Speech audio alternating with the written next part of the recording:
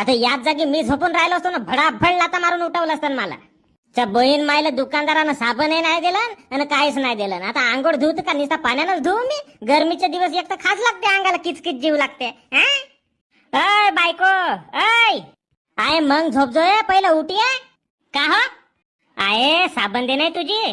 तुम्ही माझ्या साबणीनं अंग नाही धुवाचा, समजल्या का? तुम्हाला घेऊन नाही आणताला साबण, का झाली तुमची साबण? आहे जातोच होतो पण दुकानच बंद आहे तर का करूया, आणलोच नाही. तुम्ही पहा, मला लोक सांगा, दुकान चालू झाल्यावर घेऊन आणा, दुपारी अंग धुवा, नाही त्या दिवशी नाही धुवा ना. कोणती रवरव फुटली तुम्हाला सकाळी सांग धुवाची?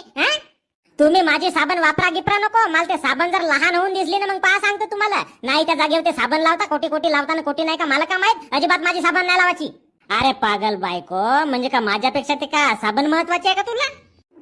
नाही रे बापा, ते माझी साबण नको लावा तुम्ही. कोटच्या कोटी त्या खाकं बिकत लावून टाकता. शी सप्पा नाही का मैल भरला राहते, त्याची वास येत राहते. शी ते माझी साबण नको लावा तुम्ही.